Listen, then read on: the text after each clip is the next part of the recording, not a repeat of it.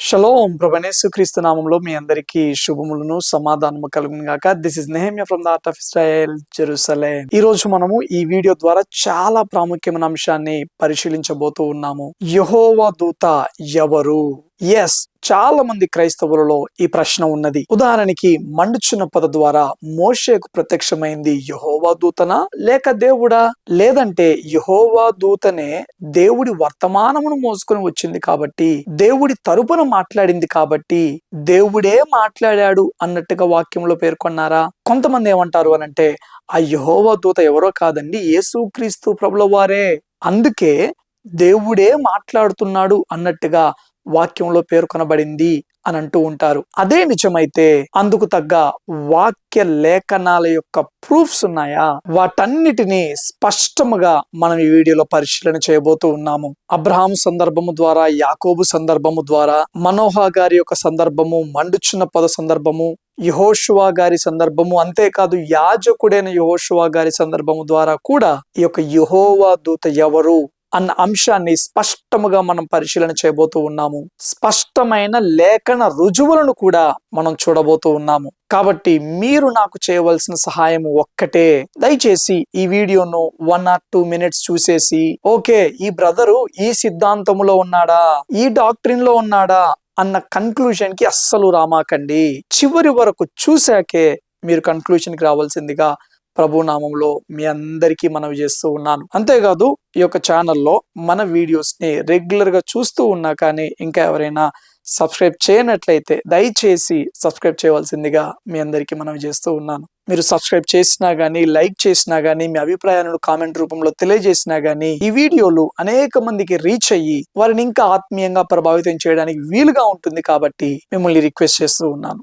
Okay, ఆలస్యం చేయకుండా topic లోకి వెళ్దాము. దయచేసి గమనించండి, దూత అని అనగానే మన మైండ్ లోకి వచ్చే పిక్చర్ ఏంటి? తెల్లటి వస్త్రాలు ధరించి, ఆ యొక్క మెరిసే వస్త్రాలు ధరించి, ఆ యొక్క 2 రెక్కలు కలిగి ఉన్న ఆ యొక్క వ్యక్తిని మనం దూత అంటాము. దూత అనగానే మనకు అదే పిక్చర్ వస్తుంది మైండ్ లో. కానీ వాక్యంలో గమనించినట్లయితే దూత అని పేర్కొన్న ప్రతిసారి రెక్కలు కలిగిన ఒక ఆకారం గురించి చెప్పట్లేదు. దేవుని వర్తమానమును మోసుకొని వచ్చిన సాధారణ వ్యక్తిని కూడా దూత అని వాక్యం తెలియజేస్తూ ఉన్నది. సో దయచేసి ఈ తేడాను మనం తప్పక గ్రహించాలి. దూత అనగానే కేవలము ఆ యొక్క రెక్కలు కలిగిన ఆకారాన్ని మైండ్ లో పెట్టుకోమాకండి. దూత అంటే దేవుని వర్తమానం మోసుకొని వచ్చిన వ్యక్తులను కూడా దూత అని వాక్యం తెలియజేస్తుంది కాబట్టి ఇది కూడా మైండ్ లో పెట్టుకొని ఈ యొక్క టాపిక్ ని ఫాలో అవ్వాల్సిందిగా మీ అందరికి మనం చేస్తూ ఉన్నాను. ఓకే, మొట్టమొదటిగా మండుచున్న పద సందర్భాన్ని మనం పరిశీలన చేద్దాము. దయచేసి బైబిల్ అందుబాటులో ఉన్నట్లయితే తప్పకుండా నాతో పాటు ఫాలో అవ్వండి. నిర్గమకాండము 3వ అధ్యాయము 1వ వచనం నుండి మనం చదువుకుంటూ వెళ్దాము. మోషే మిద్యాను యాజకుడైన యిత్రో అను తన మామ మందను మేపుచు ఆ మందను అరణ్యము అవతలకు తోలుకొని దేవుని పర్వతమైన హోరేబుకు వచ్చెను. ఒక పొద నడిమిని అగ్ని జ్వాలలలో యెహోవా దూత అతనికి ప్రత్యక్షమాయెను. అతడు చూచినప్పుడు అగ్ని వలన ఆ పొద మండుచుండెను గాని పొద కాలిపోలేదు. ఎస్, పొదలో ప్రత్యక్షమైంది ఎవరు? దేవుడా యెహోవా దూతనా? పొదలో ప్రత్యక్షమైంది యెహోవా దూత. ఆ పొద మండుచు ఉన్నది, కాలిపోవట్లేదు. ఏంటబ్బా ఈ అద్భుతము అనేసి ఆ పొదను చూద్దాము అని ఆ వైపుగా మోషే వెళ్తూ ఉంటే దేవుడు ఏమంటున్నాడో జాగ్రత్తగా వినండి. దానిని చూచుటకు అతడు ఆ తట్టు వచ్చుట యెహోవా చూచెను. దేవుడు ఆ పొద నడుమ నుండి మోషే మోషే అని అతనిని పిలిచెను. అందుకతడు చిత్తము ప్రభువా అనెను. అందుకాయన దగ్గరకు రావద్దు, నీ పాదముల నుండి నీ చెప్పులు విడువుము, నీవు నిలిచి ఉన్న స్థలము పరిశుద్ధ ప్రదేశము అనెను. మరియు ఆయన నేను నీ తండ్రి దేవుడను, అబ్రహాము దేవుడను, ఇస్సాకు దేవుడను, యాకోబు దేవుడను అని చెప్పగా మోషే తన ముఖమును కప్పుకొని దేవుని వైపు చూడ వెరచెను. ఇదేంటి? స్టార్టింగ్ లోనేమో మండుచున్న పద ద్వారా యెహోవా దూత ప్రత్యక్షమయ్యాడు అని మనం చూస్తూ ఉన్నాము. స్పష్టంగా మనం చదివాం కూడా. అటు తరువాత దేవుడు మాట్లాడుతున్నట్టుగా మనం చూసాం. ఇక్కడ దేవుడు మాట్లాడమే కాదు, మోషే అంట దేవుడి వైపు చూడవెరచెను అని వాక్యం స్పష్టంగా తెలియజేస్తూ ఉన్నది. అదేంటి? మండుచున్న పొదలో ఉన్నది యెహోవా దూత కదా, మోషే దేవుడి వైపు చూడవెరచెను వాక్యం ఎందుకు తెలియజేస్తూ ఉన్నది? చాలా మంది ఏమంటారంటే యెహోవా దూత దేవుడి తరపున వచ్చింది కాబట్టి దేవుడి వాక్ వాక్కును తెలియజేయడానికి వచ్చింది కాబట్టి దేవుడే మాట్లాడినట్టుగా వాక్యంలో పేర్కొన్నారు అని చాలా మంది ఎక్స్ప్లెనేషన్ ఇస్తూ ఉంటారు. సరే, ఓకే, యెహోవా దూత దేవుడి నామం పేరిట వచ్చింది కాబట్టి దేవుడే ఆ వర్తమానాన్ని చెబుతూ ఉన్నాడు అన్నట్టుగా వాక్యంలో పేర్కొన్నారు అని అనుకుందాం. కానీ మోషే అంట ఎవరిని చూడవెరిచాడంట? దూతను చూడవెరిచెను అని వాక్యంలో ఉన్నదా? దేవుని చూడవెరిచెను అని వాక్యంలో ఉన్నదా? దేవుని చూడవెరిచెను అని వాక్యంలో స్పష్టంగా మనం చూస్తూ ఉన్నాము. ఇంతకీ ఏమంటారు బ్రదర్? యెహోవా దూతనే దేవుడు అని అంటారు ఏంటి కొంపదీసి మీరు? దూత వేరు దేవుడు వేరండి. దూత దేవుడు ఒక్కరెలా అవుతారు? దేవుడు వేరు దూత వేరు కదా. ఎస్, అంశాన్ని స్పష్టంగా మనం చూద్దాం. ఇప్పుడు మాట్లాడింది యెహోవా దూత అయితే దేవుడే మాట్లాడినట్టుగా వాక్యం ఎందుకు చెబుతూ ఉన్నది? మండుచున్న పొదలో ప్రత్యక్షమైంది యెహోవా దూత అయితే మోషే దేవుడిని చూడవెరిచెను అని వాక్యం ఎందుకు తెలియజేస్తూ ఉన్నది? వీటన్నిటిని స్పష్టంగా మనం చూద్దాము. మొట్టమొదటిగా ఈ యొక్క యెహోవా దూత ఎవరు? కేవలము దూతనేనా లేక దేవుడా అనేది మనం వాక్య రుజువులతోటి పరిశీలన చేద్దాము. నిర్గమకాండము 23వ అధ్యాయము 20వ వచనం నుండి ఒకసారి చదువుదాం రండి. దయచేసి బైబిల్ ఉన్న వారు నాతో పాటు ఓపెన్ చేయండి. నిర్గమకాండం 23వ అధ్యాయము 20వ వచనము. ఇదిగో త్రోవలో నిన్ను కాపాడి నేను సిద్ధపరిచిన చోటుకు నిన్ను రప్పించుటకు ఒక దూతను నీకు ముందుగా పంపుచున్నాను. ఆయన సన్నిధిని జాగ్రత్తగా నుండి ఆయన మాట వినవలెను. ఆయన కోపము రేపవద్దు. మీ అతిక్రమములను ఆయన పరిహరింపడు. నా నామము ఆయనకున్నది. ఎస్, ఇక్కడ తండ్రి అయిన దేవుడు మోషేతో మాట్లాడుతూ ఉన్నాడు. నేను మిమ్ములను ఏ స్థలమునకు తీసుకొని వెళ్ళాలి అని ఆశపడుతూ ఉన్నానో మిమ్ములను ఆ స్థలమునకు తీసుకొని వెళ్ళేది ఎవరు అనంటే ఒక దూత. ఆయనే మిమ్మల్ని ఆ వాగ్దాన భూమిలోకి నడిపిస్తాడు అని తండ్రి అయిన దేవుడు చెబుతూ ఉన్నాడు. అంతేకాదు ఆ దూత గురించి ఇంకా ఏమని చెబుతూ ఉన్నాడు? నా నామము ఆయనకున్నది. డైరెక్ట్ గా దేవుడు అంటా ఉంటున్నాడు, నేను ఏ నామాన్ని అయితే కలిగి ఉన్నానో ఆ నామము ఇదిగో ఈ దూతకు కూడా ఉన్నది. ఇది చాలా చాలా పెద్ద మాట. ఎందుకు అనంటే నామము అంటే ఏంటో మనం అర్థం చేసుకోవాలి. నామము దేనిని సూచిస్తూ ఉన్నది అనంటే లక్షణమును సూచిస్తూ ఉన్నది, క్యారెక్టర్ ని సూచిస్తూ ఉన్నది, అధికారమును సూచిస్తూ ఉన్నది. ఇక్కడ దేవుడు స్వయాన ఆ దూత గురించి చెబుతూ ఉన్నాడు. నా నామము ఆ దూతకు ఉన్నది అంటే ఏంటి అనంటే నేను ఏ లక్షణాలను కలిగి ఉన్నానో ఆ దూత ఆ లక్షణాలను కలిగి ఉన్నాడు. నేను ఏ క్యారెక్టర్ని కలిగి ఉన్నానో ఆ దూత ఆ క్యారెక్టర్ని కలిగి ఉన్నాడు. నేను ఏ అధికారమును కలిగి ఉన్నానో ఆ దూత ఆ అధికారమును కలిగి ఉన్నాడు అని దేవుడే చెబుతూ ఉన్నాడు. నామము అన్న పదం యొక్క అసలైన అర్థం అది. నామము అంటే ఇంకా స్పష్టంగా అర్థం చేసుకోవాలి అని అంటే యెషయా గ్రంథము 62వ అధ్యాయము 22వ వచనంలో మనం ఏం చూస్తామంటే నూతన భూమిలోకి నూతన ఆకాశంలోకి రెండు ప్రవేశిస్తాయంట. ఒకటి మన నామము, రెండు మన సంతతి. నామము ప్రవేశించడం అంటే ఏంటి? ఇప్పుడు నెహెమ్యా అనేది నా పేరు. నెహెమ్యా అన్న పేరు ప్రవేశిస్తుందా నూతన భూమి నూతన ఆకాశంలోకి? కాదు. నామము ప్రవేశించడము అంటే ఏంటి అనంటే నామము దేనిని సూచిస్తుంది అని చెప్పాను? లక్షణాన్ని సూచిస్తూ ఉంది, క్యారెక్టర్ని సూచిస్తూ ఉన్నది. నా నామము నూతన భూమి నూతన ఆకాశంలోకి ప్రవేశించడం అంటే దాని అర్థం ఏంటి అనంటే నా క్యారెక్టర్ ప్రవేశిస్తుంది. నేనెంత సత్యము చేత నింపబడ్డాను అన్న అంశము నూతన భూమి నూతన ఆకాశంలోకి ప్రవేశిస్తుంది. సో నామము అనగా అధికారము, లక్షణము, క్యారెక్టర్ ని సూచిస్తూ ఉన్నది. అందుకే దేవుడు ఏమంటూ ఉన్నాడు అనంటే ఆ దూత మాట మీరు వినండి. ఆయన కోపం రేపవద్దు, ఆయన మీ అతిక్రమములను పరిహరింపడు అని చెబుతూ ఉన్నాడు. అతిక్రమములను పరిహరింపడు అనంటే ఏంటి? మీ పాపాన్ని క్షమించడు అని అర్థం. పాపాన్ని క్షమించే లక్షణము, అధికారము, ఆ స్వభావం ఎవరికుంది? దేవుడికి ఒక్కడికే. దూతలకు లేదు, మనుషులకు లేదు. కానీ ఈ దూత పాపములను క్షమిస్తాడంట. ఎందుకు అనంటే దేవుడి నామాన్ని కలిగి ఉన్నాడు, దేవుడి లక్షణాలను, దేవుడి స్వభావాన్ని, దేవుడి అధికారాన్ని కలిగి ఉన్నాడు. కాబట్టి దేవుడు ఏదైతే చేస్తాడో దేవుడు చేయగలిగినది ఈయన చేస్తూ ఉన్నాడు, ఈ దూత చేస్తూ ఉన్నాడు. అదే పాపములను క్షమించడము. అంటే తండ్రి అయిన దేవుడు ఇశ్రాయేలీలకు తోడుగా పంపించిన దూత ఏదో సృష్టింపబడిన దూత కాదు, దైవముగా కనబడుతూ ఉన్నాడు. పాపములను క్షమించే దైవముగా కనబడుతూ ఉన్నాడు. ఎస్, ఇప్పుడే కన్క్లూజన్ కి రామాకండి, తొందరపడమాకండి. ఇంకా రుజువులను మనం చూద్దాము. జకర్యా గ్రంథము 3వ అధ్యాయము 4వ వచనాన్ని చూద్దాము. ఈ జకర్యా గ్రంథం 3వ అధ్యాయంలో యెహోవా దూత యాజకుడైన యెహోషువాకు ప్రత్యక్షమవుతున్న సందర్భం ఇది. ఒకసారి మనం 4వ వచనాన్ని చదువుదాము. దూత దగ్గర నిలుచున్న వారిని పిలిచి ఇతని మైల బట్టలు తీసివేయుడని ఆజ్ఞాపించి, నేను నీ దోషమును పరిహరించి ప్రశస్తమైన వస్త్రములతో నిన్ను అలంకరించుచున్నాను అని సెలవిచ్చెను. ఎస్, ఈ యొక్క యెహోవా దూత ఏం చేస్తూ ఉన్నాడు?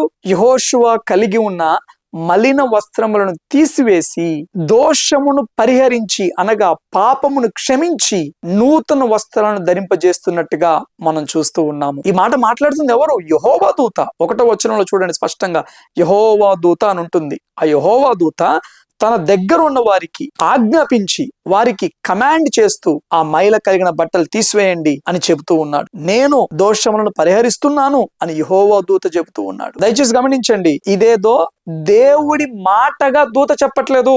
యెహోవా దూతనే స్వయంగా తన మాటగా చెబుతూ ఉన్నాడు. ఎందుకు అనంటే యెహోవా దూతకు పాపములను క్షమించే అధికారము కలిగి ఉన్నాడు. అందుకే తండ్రి అయిన దేవుడు మోషేతో అంటూ ఉన్నాడు, ఆ దూతకు మీరు కోపము రేపకుడి, ఆయన మీ అతిక్రమములను పరిహరింపడు. ఎందుకు అనంటే నా నామము ఆయనకున్నది అని చెబుతూ ఉన్నాడు.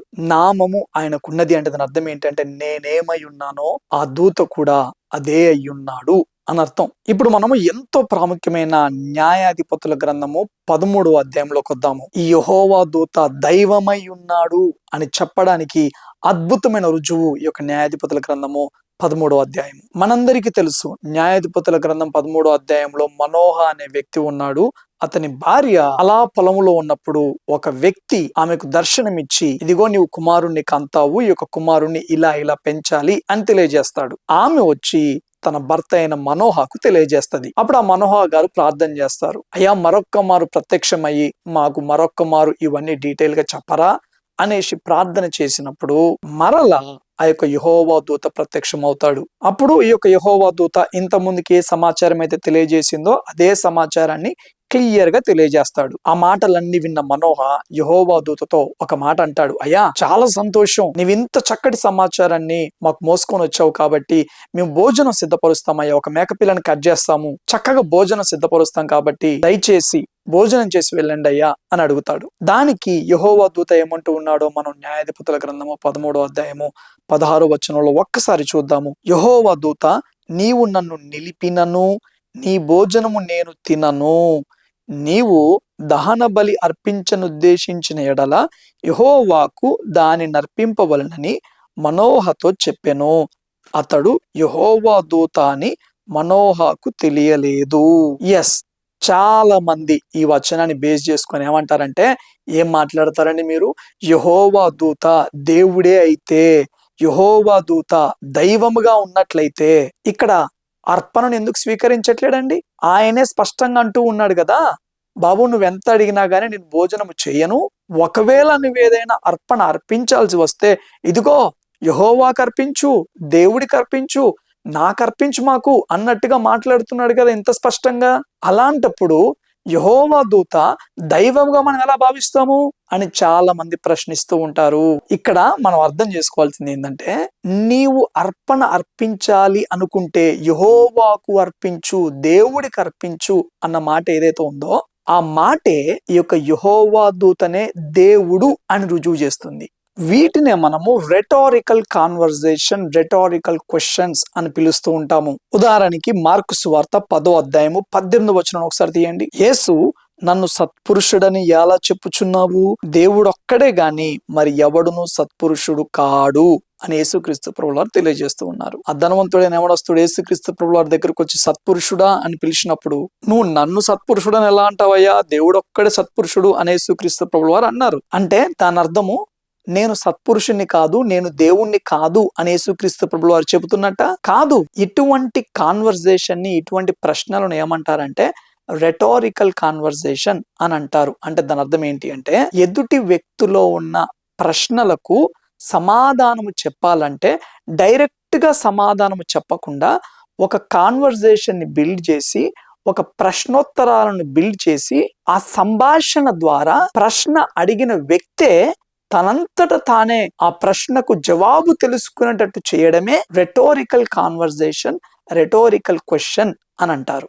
ఇక్కడ ఈ న్యాయాధిపతుల గ్రంథము 13వ అధ్యాయంలో యెహోవా దూత నీవు అర్పణ అర్పించాలంటే దేవుడికి అర్పించు అని ఎందుకు అన్నాడంటే ఈ యొక్క యెహోవా దూతనే దేవుడు అని మనోహ గ్రహించు నిమిత్తము యెహోవా దూత అక్కడ మాట అన్నాడు. అందుకే 16వ వచనంలో అక్కడ స్పష్టంగా ఉంది, అతడు యెహోవా దూత అని మనోహకు తెలియదు అని. ఇక్కడ యెహోవా దూత మనోహ గారు ఆఫర్ చేసిన ఆ భోజనమును వద్దు అని ఎందుకు అంటూ ఉన్నాడు అని అంటే, నాకు భోజనం పెడతానంటున్నావు గాని అసలు నేనెవరో నీకు తెలుసా, నేను యెహోవా దూతను అని నీకు తెలియదు కాబట్టి, నేనెవరో సంపూర్ణముగా నీకు తెలియదు కాబట్టి నీ భోజనము నేను తినడము కంటే నేను ఎవరో నీకు ప్రత్యక్ష పరచడం ఇంపార్టెంట్. అందుకని ఆ ఉద్దేశముతో యెహోవా దూత భోజనం నిరాకరించడం జరిగింది. మనోహకు ప్రత్యక్షమైంది ఒక సాధారణమైన వ్యక్తి కాదు, ఆయన యెహోవా దూత అనగా ఆయనే దేవుడు అన్న సంగతి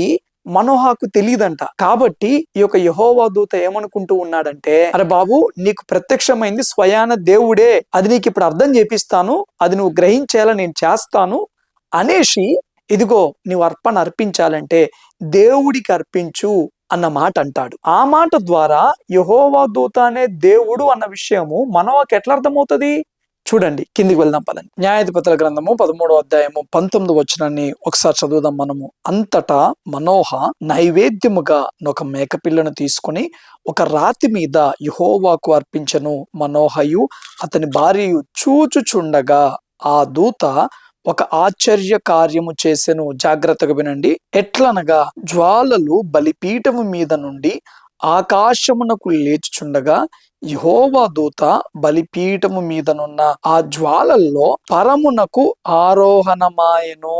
మనోహయు అతని భార్యయు దానిని చూచి నేలకు సాగిలపడిరి.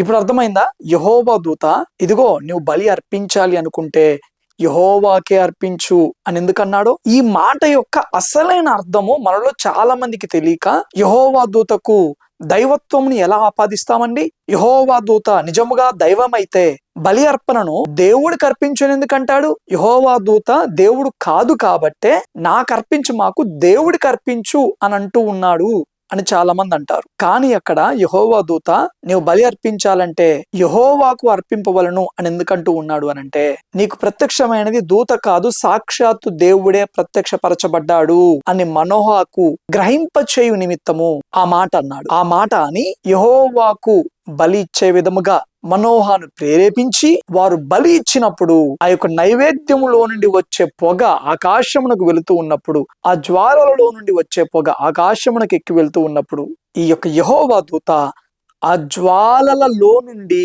ఆరోహణమయ్యాడంట. యెహోవా దూత ఎందుకు ఇలా చేయాలి? ఇలా చేయుట ద్వారా యెహోవా దూత మనోహకు ఏమని చెప్తూ ఉన్నాడంటే, నేనే దేవుణ్ణి అని చెబుతూ ఉన్నాడు. అంటే ఏంటి? యెహోవా దూత నైవేద్యముగా అర్పించిన అర్పణ జ్వాలలలో నుండి ఆరోహణమవుట ద్వారా నీవు అర్పించిన అర్పణను నేను స్వీకరించాను అని తెలియజేస్తూ ఉన్నాడు. వెంటనే మనోహ అతని భార్య సాగిలపడినట్టుగా మనం చూస్తూ ఉన్నాం. ఎందుకు అనంటే ఆ సందర్భం యొక్క అసలైన అర్థం వాళ్ళకు తెలుసు కాబట్టి. అందుకే 22 వచనంలో చూడండి, అక్కడ వాళ్ళు ఏమంటూ ఉన్నారు, ఆయన యెహోవా దూత అని మనోహ తెలుసుకొని మనము దేవుని చూచితిమి గనక మనము నిశ్చయముగా చనిపోదుమని తన భార్యతో అనగా. ఎస్, ఏమంటున్నారు వీళ్ళు ఇప్పుడు? మనము దేవుణ్ణి చూచాము అని అంటూ ఉన్నారు. కానీ అప్పటి వరకు వీరితో మాట్లాడింది ఎవరు అని వాక్యం చెబుతూ ఉంది? యెహోవా దూత. మనం దేవుణ్ణి చూచాము, మనం నిశ్చయంగా చనిపోతాము అని మనోహ తన భార్యతో అంటే, తన భార్య ఇస్తున్న రిప్లై చూడండి 23వ వచనంలో, ఒకవేళ దేవుడు మనల్ని చంపగోరితే మన అర్పణను ఎందుకు స్వీకరిస్తాడు? ఆయన మన అర్పణను అంగీకరించాడు కాబట్టి మనం భయపడవలసిన అవసరం లేదు అని మనోహ భార్య తనతో చెబుతూ ఉన్నది. ఆ అర్పణను అంగీకరించింది ఎవరు? యెహోవా దూత. మండుచున్న ఆ జ్వాలలలో నుండి ఆకాశమునకు ఆరోహణమయ్యాడు కాబట్టి దేవుడే ఆ అర్పణను స్వీకరించాడు. ఆ యెహోవా దూత అర్పణను స్వీకరించాడు. అలా చేయగలిగింది దేవుడే కాబట్టి డైరెక్ట్ గా దేవుడే మన ప్రత్యక్షమయ్యి దేవుడే మన అర్పణను స్వీకరించాడు.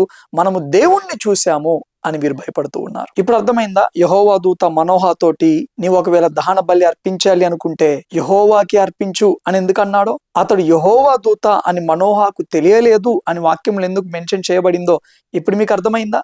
అక్కడ ప్రత్యక్షపరచబడింది యెహోవా దూత అని మనోహాకు తెలియదు కాబట్టి నీవు బలి అర్పించాలనుకుంటే యెహోవాకు అర్పించు అని యెహోవా దూత మనోహను ప్రేరేపించుట ద్వారా, అలా ప్రేరేపించి ఆ బలిని యెహోవా దూత స్వీకరించుట ద్వారా నేను సాధారణమైన దూతను కాదు, నేను దైవమును అని తెలియజేస్తూ ఉన్నాడు. అంతేకాదు ఇక్కడ ఇంకొక అద్భుతమైన మాట ఏంటంటే 17-18 వచనాలలో ఏముంది అని అంటే, మనోహ నీ మాటలు నెరవేరిన తరువాత మేము నిన్ను సన్మానించినట్లు నీ పేరేమని యెహోవా దూతను అడగగా, యెహోవా దూత నీవేలా నా పేరు అడుగుచున్నావు, అది చెప్పశక్యము కాదనెను.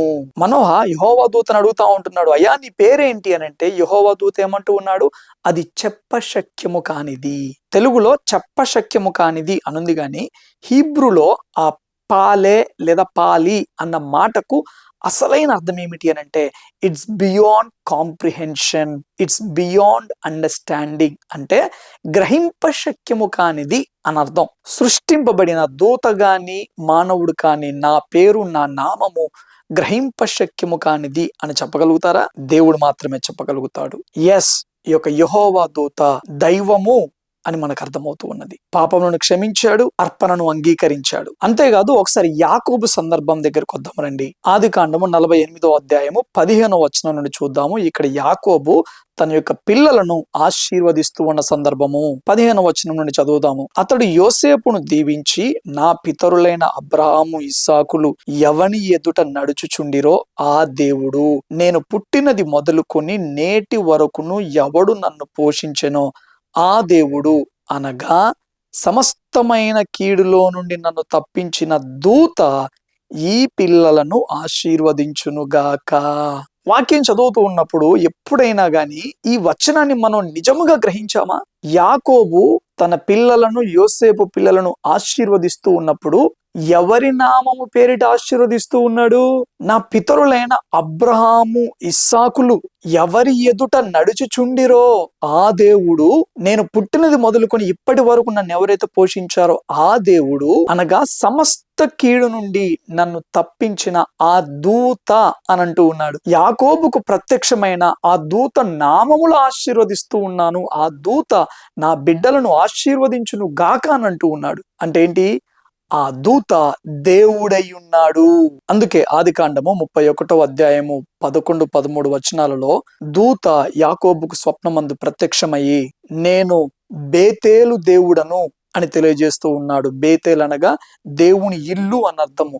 దేవుని ఇంటికి నేను దేవుడనై ఉన్నాను అని దూత చెబుతూ ఉన్నది.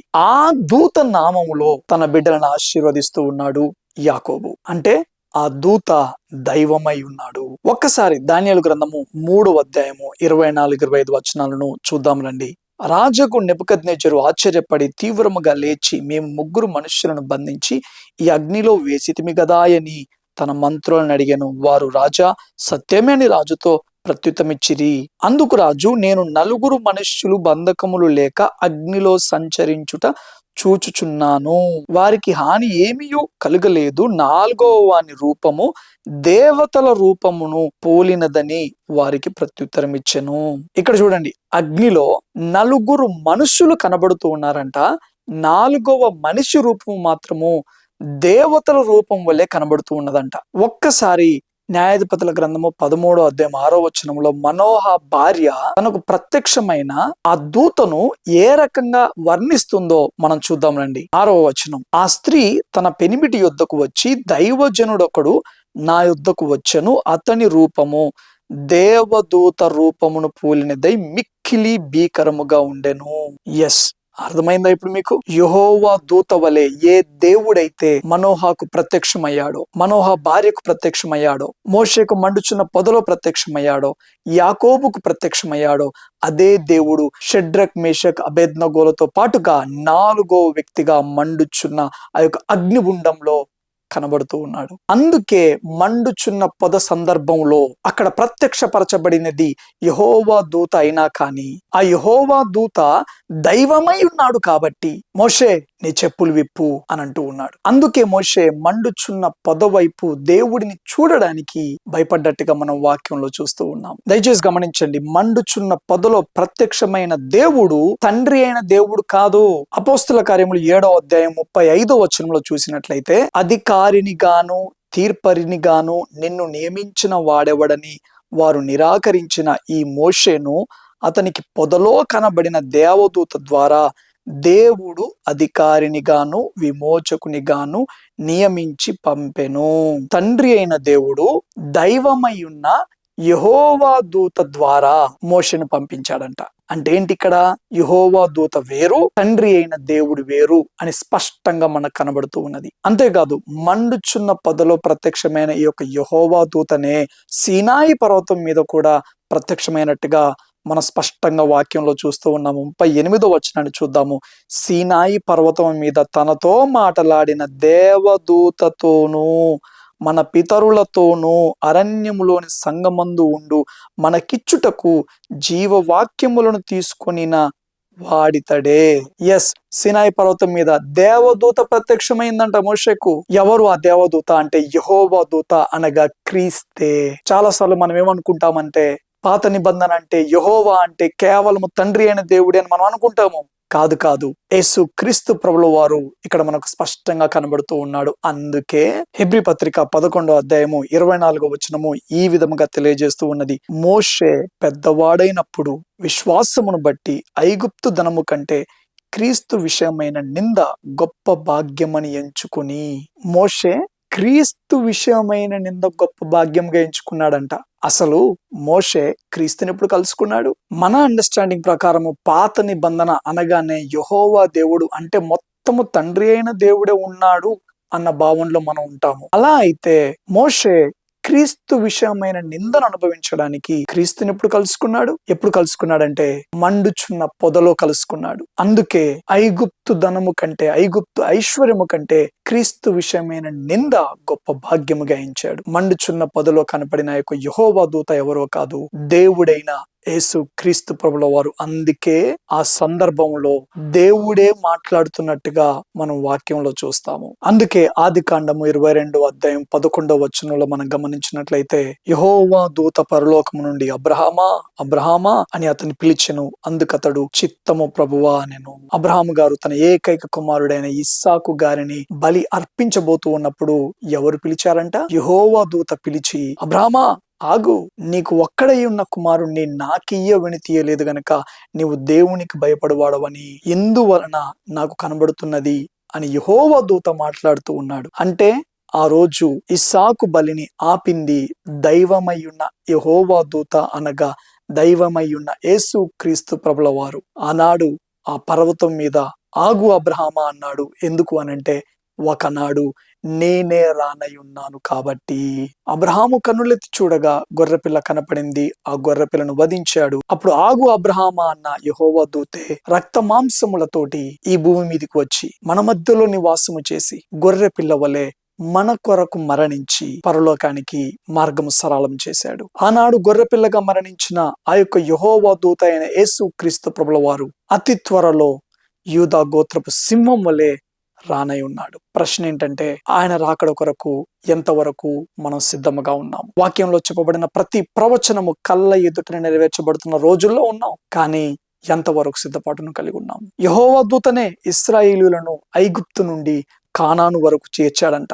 ఇదిగో అదే యెహోవా దూత అయిన యేసుక్రీస్తు ప్రభుల వారు మనలను ఐగుప్తు అనే లోకము నుండి పరమ కానానుకు తీసుకొని వెళ్ళడానికి ఆయన ఒకనాడు రానై ఉన్నాడు. నీవు నేను సిద్ధముగా ఉన్నామా? మనల్ని మనం పరిశీలించుకుందాము. దయచేసి గమనించండి, యేసు క్రీస్తు ప్రభుల వారు కొత్త నిబంధనలో వచ్చిన వ్యక్తి కాదు. ఆయన ఆది నుండి ఉన్నవాడై ఉన్నాడు. మన పితరులతో మాట్లాడిన వాడు, మన పితరులను ఆయన మహిమ చేత నడిపించిన వాడు. ఈ రోజు మన క్రైస్తవ్యంలో గమనించినట్లయితే యేసు క్రీస్తు ప్రభుల వారి దైవత్వమును సైతము తక్కువ చేసే బోధలు మనం వింటూ ఉన్నాము. దయచేసి గమనించండి, ఆయన ఆది నుండి ఉన్నవాడు. ఆయన ఆది నుండి యెహోవా దూత వలె మన పితరులను నడిపించిన వాడు, మన పితరులతో మాట్లాడిన వాడు.